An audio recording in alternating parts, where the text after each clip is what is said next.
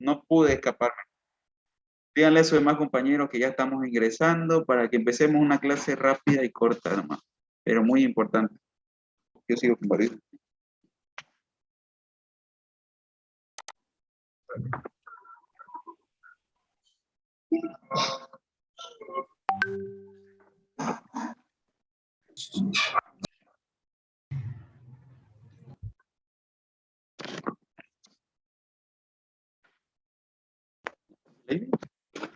¿Me pasan los audífonos entonces para acá?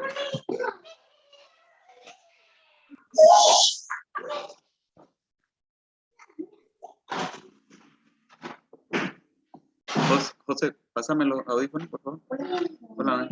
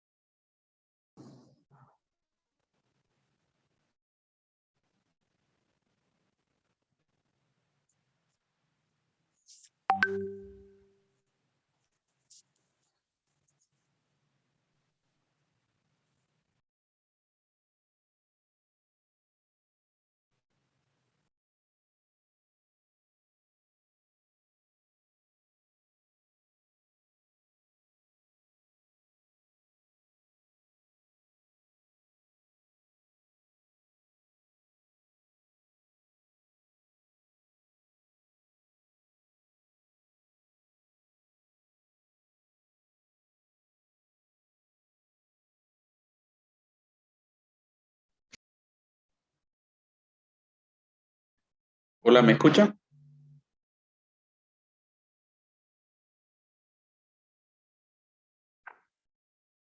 Sí, doctor, se escucha. ¿Se escucha?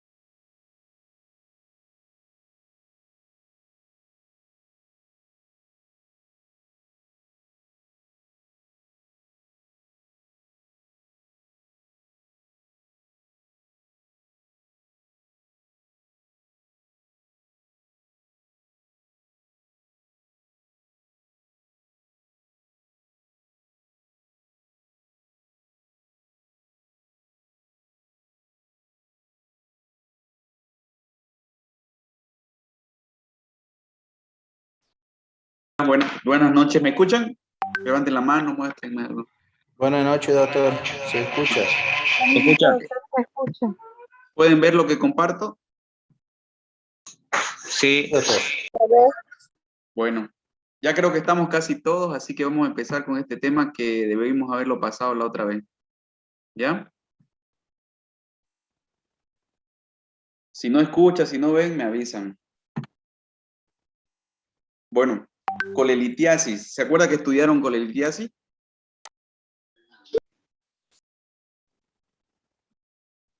Sí, ¿no Sí, ven? doctor. Ok. Bueno, lo que no aprendimos de colelitiasis fue cólico biliar, colecistitis y todas las patologías que conllevan los cálculos dentro de la vesícula biliar. Eso pasa. Ya. Ahí vemos una introducción de la anatomía de la vía biliar, la vía pancreática, todo lo que es hepatobilio-pancreático, ¿no ves? Para que observemos bien la anatomía, existe una vía biliar intrahepática, que es la que está dentro del hígado. ¿Se acuerdan? Anatomía. Luego de cada lado del hígado nace un conducto que se llama hepático derecho, hepático izquierdo. Perdón, izquierdo y derecho. La unión de esos dos forma un hepático común. Aquí lo vemos, conducto hepático común. Luego, a ese hepático común se une con el cístico que viene desde la vesícula y ya ese hepático común deja de llamarse hepático común y se llama colédoco. Ese colédoco es el responsable de trasladar lo que viene del hígado, la bilis, las secreciones y la bilis que se almacena en la vesícula biliar hacia la segunda porción del duodeno. Se ve claramente, ¿no? Justo en esta porción donde desemboca el colédoco también desemboca el conducto de Wirsung, que es el conducto principal del páncreas, en un conducto común. Aquí existe un esfínter que se llama esfínter de Oddi y se ve endoscópicamente el esfínter de Oddi como la papila de Vater, pero se llama esfínter de Oddi. Entonces, conociendo esa anatomía, vamos a ir sabiendo las múltiples patologías que conlleva solo los cálculos, solo los pequeños cálculos que vemos en la vesícula pueden causar muchas patologías gracias a su confluencia de todos estos conductos, tanto del páncreas, tanto del hígado y tanto de la vesícula biliar. Como les decía, el conducto colédoco mide aproximadamente de diámetro, quiere decir de ancho, no más de 7 milímetros. Por arriba de eso consideramos que está dilatado por alguna patología, ya sea obstructiva, ya sea por cálculo. Bueno, el colédoco tiene una porción supraduodenal, retroduodenal, detrás del duodeno, intrapancreática e intrapapilar, la papila de Vater. Como les decía, la vesícula biliar es un órgano en forma de pera que está situado abajo del hígado, detrás. Acumula la bilis, esa es su función.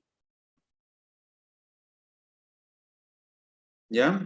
La bilis es producida por el hígado y acumulada en la vesícula hasta que el cuerpo lo pida. Entonces la vesícula lo que hace es agarrar la bilis, concentrarla y almacenarla. En el momento que ustedes coman cualquier cosa o cualquier cosa gaseosa, ella se contrae tratando de expulsar toda la bilis que se ha acumulado en él para que así puedan digerir fácilmente las comidas grasas. Aquí podemos ver, en inglés Gallbladder, cómo se ve la vesícula, la vía biliar intrahepática. Siguen entrando.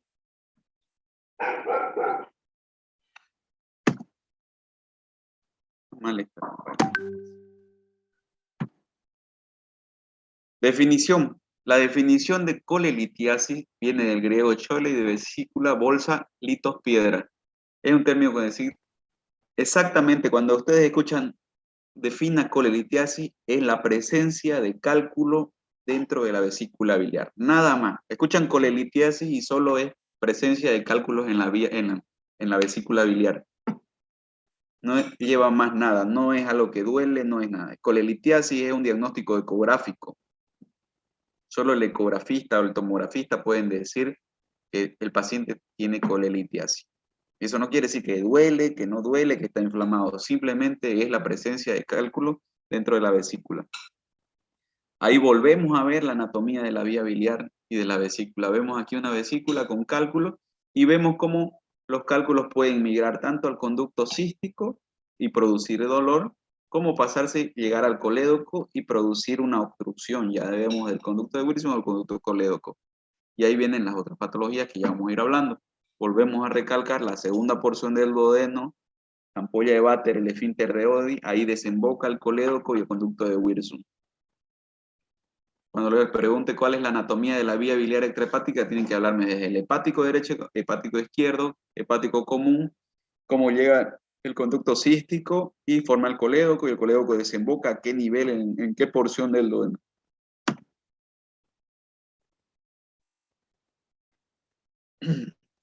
La bilis, ¿cuál es su función de la bilis? Hace más soluble al colesterol, como les decía, las grasas y ciertas vitaminas para que puedan ser absorbidas. Las sales biliares estimulan el intestino grueso para secretar agua y otras sales que mueven los contenidos intestinales. La bilirrubina es un producto de desecho final de los glóbulos rojos y es excretado de la bilis. Aquí es donde les voy a pedir que vayan a estudiar el metabolismo de la bilirrubina. Ese va a ser tema de la siguiente clase. Cualquier lugar donde encuentre van a buscar metabolismo de la bilirrubina. Eso nos va a ayudar a entender mucho las clases de ictericia, prehepáticas, hepáticas y poshepáticas, así poder entender esta patología que es muy frecuente. Entonces, tarea para la próxima clase es metabolismo de la bilirrubina. La bilirrubina viene de los glóbulos rojos, se rompen los glóbulos rojos, se produce la biliverdina por una enzima se transforma en bilirrubina indirecta o no conjugada. Esa bilirrubina no conjugada se une a la proteína albúmina, que es la más grande. Esa se transporta por la vía venosa y llega hasta el hígado. En el hígado se transforma por una enzima, si no me recuerdo bien, se transforma por otra enzima en bilirrubina directa, y en bilirrubina directa ya vienen por los canalículos a la vía biliar y viene la bilirrubina conjugada, y así llega a la vía biliar y se excreta por el intestino y por las vías urinarias. Entonces, tarea para la próxima clase es metabolismo de la bilirrubina, lo que acabo de mencionar, pero obviamente más desglosado, mucho mejor, y lo encuentran en cualquier lugar.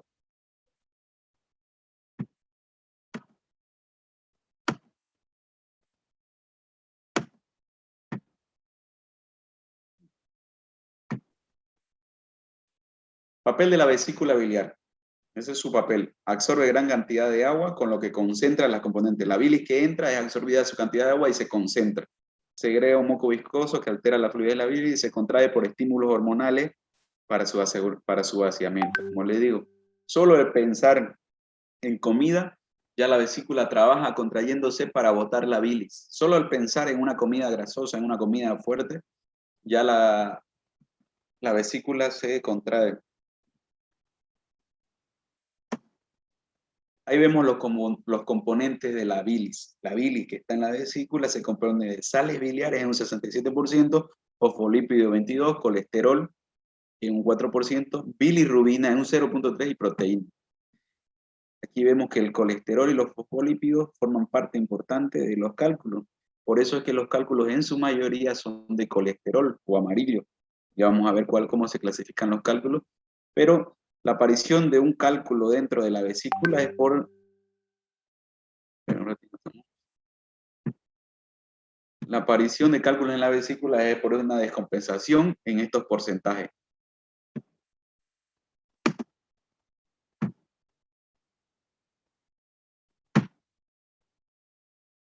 Ahí vemos otro porcentaje: agua, ácidos biliares, lecitina, colesterol, bilirrubina. ¿Cuál es la patogenia?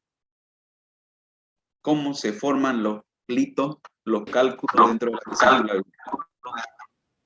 ¿Sí? Diga. ¿Alguien habló? Perdón. Entonces existen teorías de cómo se forman. Exactamente no se sabe bien, pero bueno, se habla sobre una saturación, sobresaturación biliar, precipitación y nucleación del colesterol biliar, crecimiento y agregación de cristales de colesterol, éstasis vesicular por vesículas hipotónicas. Entonces la vesícula, como ya saben, entra la bilis a la vesícula, se absorbe el agua, se concentra, se precipita y se va nucleando, se va formando nódulos de colesterol y eso se le va pegando nuevos cristales de colesterol y así se llega a formar la mayoría de los cálculos por estas patologías, ¿no? Y por la mala alimentación. Como les dije, hay varias teorías, mecanismos de producción de bilis, litogénesis. Lo más importante es el incremento de la secreción del colesterol. Es el principal componente de los cálculos de colesterol. Entonces hay una sobresaturación del colesterol que promueve la nucleación y el crecimiento del cálculo. El calcio es también relevante en los de colesterol porque la mayoría de los cálculos de colesterol tiene calcio en su matriz.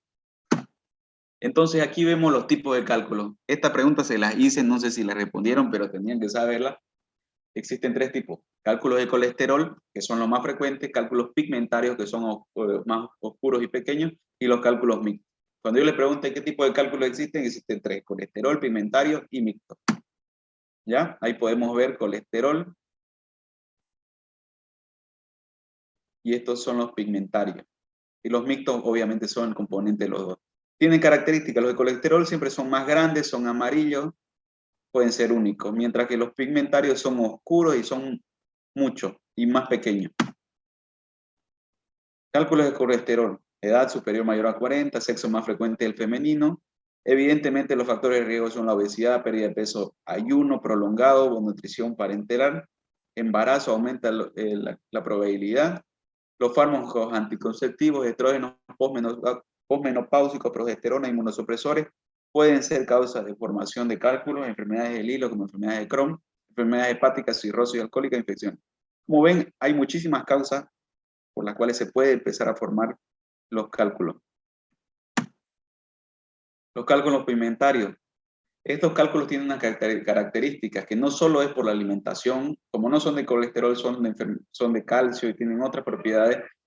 Sus principales causas de esos casos son enfermedades hemolíticas, cirrosis hepática, infecciones del sistema biliar. Los cálculos biliares aparecen en el 25% de los más frecuentes en mujeres y más frecuentes en multípolas y obesas. Ya saben, las mujeres que se embarazan mucho, que tienen muchos hijos, tienen mayor probabilidad de presentar cálculos. Las formas clínicas, aquí venimos cómo se presenta. ¿Se acuerda que decía coleglitiasis? Era solamente la presencia de cálculos dentro de la vesícula. Bueno, ahora vemos la asintomática, cómo las diferenciamos, coleglitiasis asintomática y la coleglitiasis sintomática. La asintomática es, por así decir, los cólicos biliares. Es una patología frecuente, un cólico biliar, está con su cólico biliar, dice. Y la coleglitiasis asintomática es la presencia de cálculos que no presentan ninguna sintomatología, que fue un hallazgo casual, que se le hicieron una ecografía y se ve cálculos, pero no duele, no sienten nada. ¿Ya? Los síntomas. ¿Cuál será el dolor? ¿En qué cuadrante? En el cuadrante superior derecho o hipocondrio derecho es el dolor. Es un dolor que puede irradiarse hacia la espalda y hacia el hombro del mismo lado. Es de tipo cólico o sordo. Puede ser recurrente. Todos los dolores tipo cólico son recurrentes. Aquel que no ha sentido un dolor tipo cólico, el dolor es de variante intensidad. Sube un pico muy alto de dolor y disminuye. Y vuelve a aparecer. Ese es un dolor tipo cólico. Las mujeres saben mucho más de los dolores tipo cólicos, pero tiene esas características. El dolor es en hipocondrio derecho. Puede extenderse hacia la espalda, hacia el hombro, la espalda. Empeora con la ingestión de grasos y ocurre a los pocos minutos después de las comidas grasosas o colecistoquinéticas se llaman. Y puede ir acompañada de náuseas y vómitos.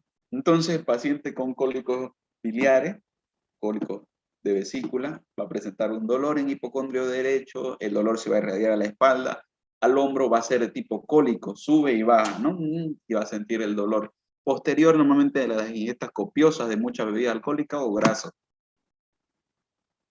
Ahí vemos un cólico biliar, se ve como que la vesícula está un poco más roja de lo habitual. Vemos el cálculo que está enclavado, ese cálculo que estaba flotando en la vesícula biliar. Al comer, la vesícula se contrae, tratando de expulsar la bilis hacia la segunda porción del ano. Pero como hay un cálculo, manda el cálculo a la parte más estrecha, que es el bacinete o la parte del cístico.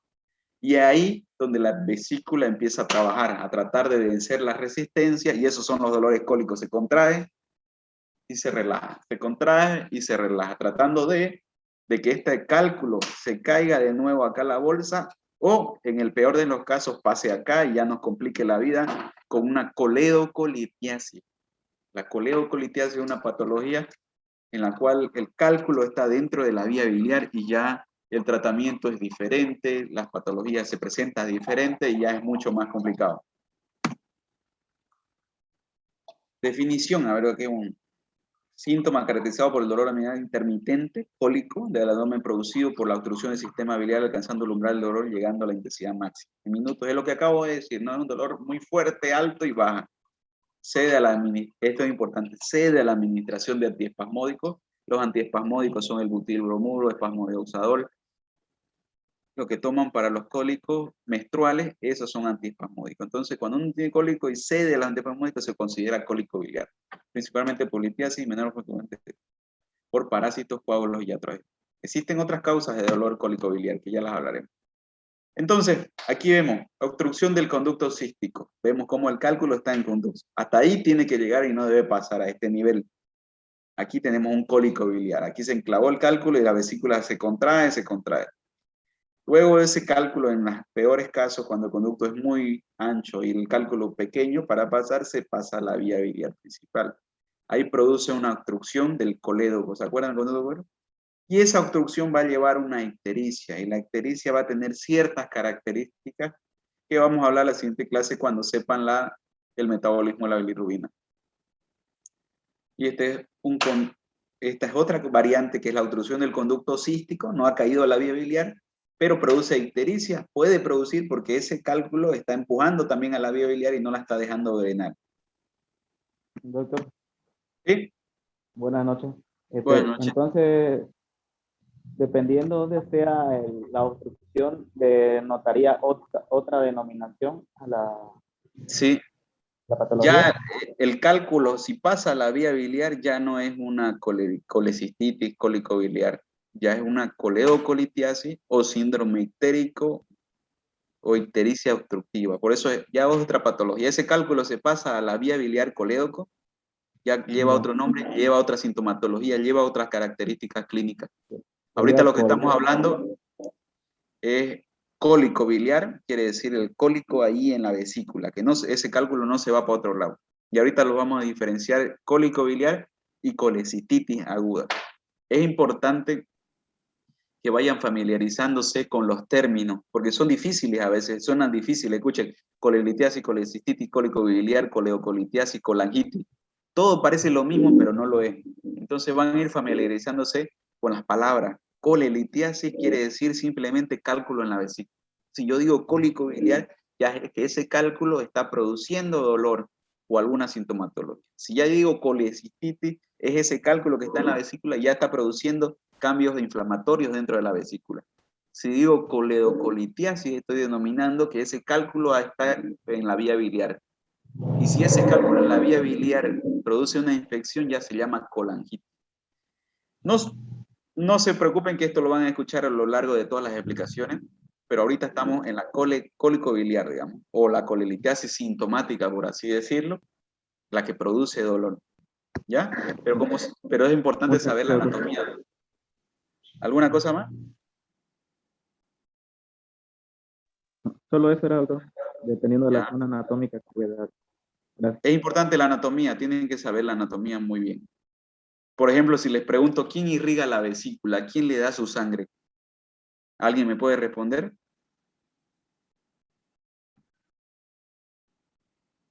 ¿Mm? Prendan su cámara, pues todos están ahí con la cámara apagada. Doctor, ¿la arteria cística sería? Arteria cística. ¿Y esa arteria cística de rama de quién es? Se llama arteria cística. Arteria hepática derecha. Derecha. Muy bien. ¿Y la arteria hepática derecha de dónde viene?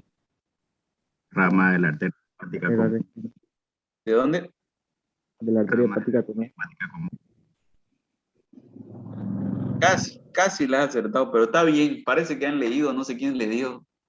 La hepática derecha, ¿de dónde viene? Del tronco celíaco. Del tronco celíaco. ¿Lo buscaron en internet o lo sabían? No, doctor, ya lo sabía. Está bien, está bien. Esa es, por ejemplo, es importante. Ahorita vamos a ver la anatomía del triángulo de Calot. Es importante. Ahorita hablando de anatomía, ya que ¿ven mi cursor o no lo ven mi cursor? Sí se ve. Se observa, ¿Se ve? doctor. Ok, entonces, anatómicamente, ya que hablamos de la arteria, arteria cística se encuentra en el triángulo de Calot. El triángulo de Calot anatómicamente, aquí está el hígado. A ver, teoría del hígado aquí. Es el borde inferior del hígado, la parte lateral del conducto hepático común y el otro. Lo que es el conducto cístico, el hepático común y el borde inferior del hígado forman un triángulo, ¿verdad? Eso se llama triángulo de Calot. Se dice topográficamente que por ese triángulo de Calot tiene que transcurrir la arteria cística, que es la que vamos a clipar. Entonces, si yo le pido ¿para qué sirve el triángulo de Calot? El triángulo de Calot sirve para identificar la arteria cística. ¿Cómo está conformado el triángulo de Calot? Por el conducto cístico, el hepático común y parte de la vía biliar y el borde inferior del hígado. ¿Ya? Ese es el triángulo de Calot. Si a alguien no le queda claro, les vuelvo a repetir. ¿Ya?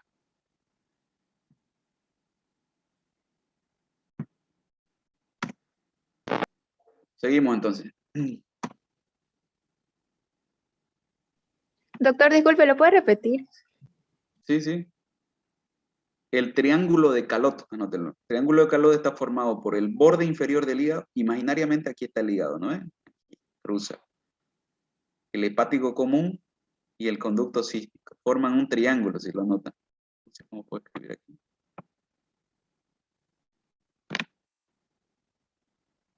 Entonces, en el triángulo de Calot, desde el borde inferior del hígado, el conducto cístico y el hepático común forman un triángulo, y en ese triángulo, en teoría, transcurre la arteria hepática en el 90 y tanto % de las veces. La arteria cística. La arteria cística en el 90 y tanto % de las veces proviene de la hepática derecha, de la arteria hepática derecha. Y la arteria hepática derecha viene del tronco celíaco, y el tronco celíaco viene de la aorta abdominal. Entonces, ahí es importante la anatomía. ¿Ya? Ya, doctor. Ok. Entonces, aquí a ver qué dice.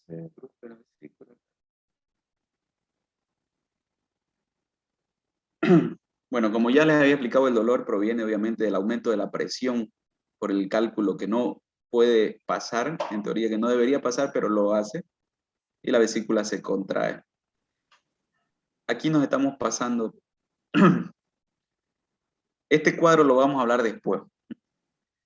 Si lo ven, habla sobre pancreatitis, cólico biliar, pero no quiero pasarme a ese tema todavía de la coledocolitiasis, pancreatitis aguda. Pero bueno, colelitiasis sintomática simple, son los cólicos biliares. Como les dije, la obstrucción del cístico llega a una colecistitis aguda o un cólico biliar. Este cuadro no lo vamos a ver porque no les va a causar confusión.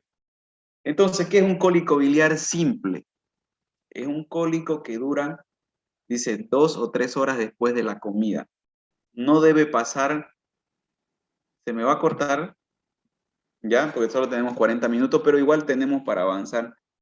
Si quieren podemos avanzar para ganar tiempo, digamos, hoy es miércoles.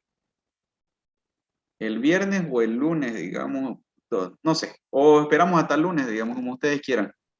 Sí, doctor, mejor el lunes. Ya. El viernes mejor. ¿Qué día? No, doctor, el lunes, lo que pasa es que el viernes tenemos trabajo.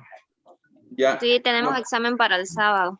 lo que quiero avanzar para que no nos agarre el tiempo otra vez, así como el otro día, es que el lunes avancemos un poquito de esto para terminar y el miércoles ya terminemos bien, porque es un poco largo, ¿no? Así el lunes ustedes me van a presentar el metabolismo de la bilirrubina. Tienen que saberlo así, en esos pasos como les dije. Se rompe el glóbulo rojo, libera no sé qué enzima, se transporta, se convierte en directa, y ahí vamos a entender cuando ya yo les hable sobre una ictericia poshepática o un síndrome coledociano, ¿ya? Entonces esa tarea. Bueno, a ver, hasta que nos dé este tiempo vamos a hablar sobre el cólico biliar y la colecistitis. ¿Qué es un cólico biliar? Es un dolor tipo cólico, primero que nada, que empieza 2 o 3 horas después de las comidas. El cólico biliar simple no debe durar mayor a 6 horas. El cólico biliar simple cede antiespasmódico, le ponen un antiespasmódico y puede desaparecer. Ecográficamente no va a presentar cambios, se va a ver la ecografía y no va a haber ni engrosamiento de la pared ni nada. Laboratorialmente no debe presentar leucocitosis, no debe presentar ictericia, ni por si acaso. Entonces, ese es un cólico biliar. Es una persona que tiene cálculo en la vesícula, come, le duele, va al médico y ese cede con antiespasmódicos, se puede tratar con analgésico y le pasa. Ese es un cólico biliar. Ahí es el paciente que ustedes pueden mandarlo después al cirujano para que lo valore y lo opere. La colecistitis aguda es ya la inflamación de la vesícula y ocurre por lo mismo, porque el cálculo se obstruyó, pero en este caso el cálculo no fue para atrás y continuó el proceso inflamatorio mayor a 6 horas, ya las paredes de la vesícula se engrosaron, puede haber leucocitosis y puede haber signos de inflamación como la leucocitosis y el dolor. Escuchen bien, hay un signo que se llama signo de Murphy, así como la cronología de Murphy que había en la apendicitis, este se llama signo de Murphy. Y escuchen bien, es el dolor a la palpación del punto cístico durante la inspiración. ¿Ya? Anótenlo bien. Es el cese de la inspiración durante la palpación del punto cístico. ¿Cuál es el punto cístico? El punto cístico es una línea imaginaria entre la línea axilar anterior y el ombligo, una línea que cruza, y la línea clavicular media. La línea clavicular. ¿Ya? Donde se cruzan las dos es el punto cístico. Y entonces, este es el cese brusco de la inspiración. ¿Qué quiere decir el cese brusco en la inspiración? Le pedimos al paciente le palpamos el punto cístico y le pedimos al paciente que inspire profundo, que meta aire. Al meter aire, los pulmones se expanden y baja el diafragma apretándolo contra el punto cístico. Y entonces el paciente no puede meter aire prácticamente. Y ese se llama signo de Murphy. Y se los voy a preguntar en examen. Es el cese brusco de la inspiración durante la palpación del punto cístico. Exactamente así lo define. Pero quiero que la entiendan bien cómo es. ¿Ya?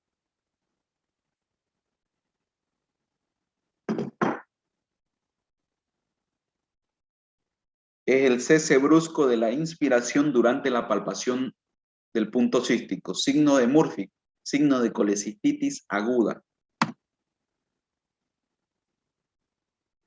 En los dos el dolor es igual. El dolor viene en el hipocondrio derecho, se irradia la espalda, solo que tienen características en tiempo, laboratoriales y ecográficas y clínicas. Cólico biliar dura menor a 6 horas, cede antiespasmódico, no hay cambios en la ecografía, obviamente hay cálculo, pero no hay cambios ecográficos, no hay leucocitosis. Mientras que en la colecistitis dura más de 6 horas, está 3 días con la colecistitis, puede tener fiebre, ecográficamente hay aumento de la vesícula biliar, laboratorialmente puede haber leucocitosis, pero escuchen bien, no hay ictericia en las colecistitis y cólico biliar, no hay. Cuando hay ictericia ya se llama otra patología que la vamos a avanzar después.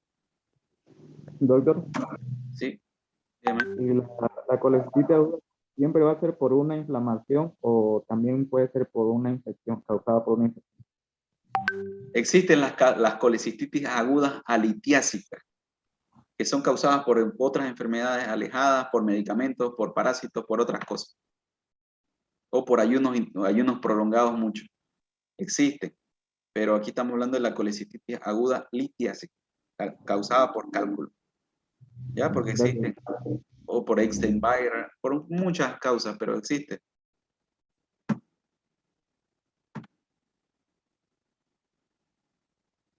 Entonces, quiero que lo diferenciemos así, cólico biliar prolongado, ya le llamo.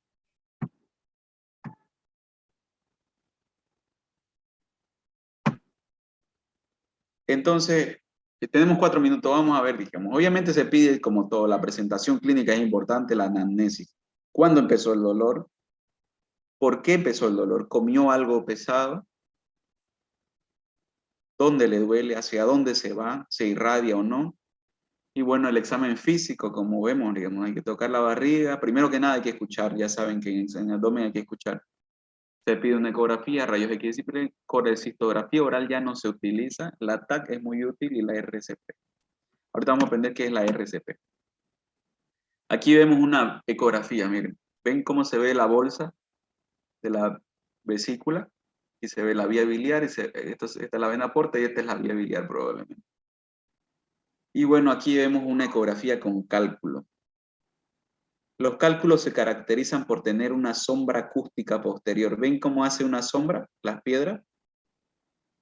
Eso es porque el transductor que dibuja la imagen es ultrasonido, son sonidos que llegan y al impactar con otras cosas duras no pueden pasar y provocan esta sombra. Todo lo demás se dibuja porque es líquido y blando, ¿no? No es duro ni como. Si no han visto una ecografía, así se ve. Esto se llama, si no tiene sombra acústica posterior, no son cálculos.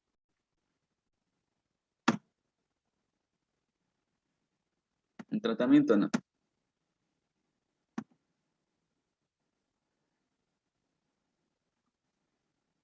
Bueno, por hoy hemos terminado la clase, cabalito, 2 minutos antes. ¿Tienen alguna pregunta? Doctor, buenas noches. Su tarea, disculpe, ¿es para presentar escrito? En realidad es para que se la sepan todo. No quiero escrito porque escrito no me sirve. Ese día en la clase le voy a preguntar, así voy a agarrar al azar a cualquiera.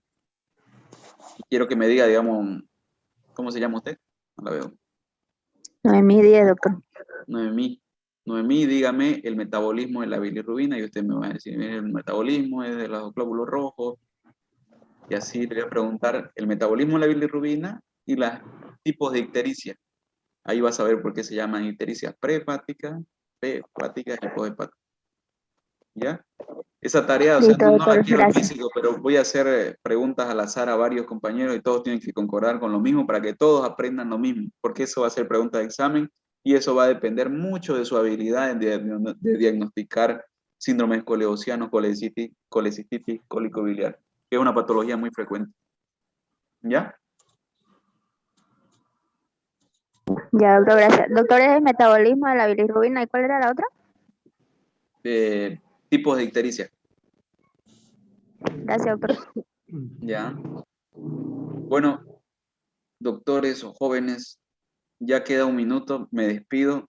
Un grande abrazo, cuídense, estudien. Ya saben, la vida es corta, el arte largo, la ocasión fugaz, la experiencia insegura y el juicio difícil.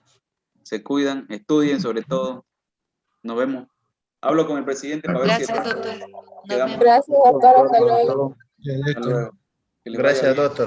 Nos Que vemos. tengan buenas noches. Buenas Ya noches. vamos. Chao, chao. Nos vemos. Hablamos el lunes.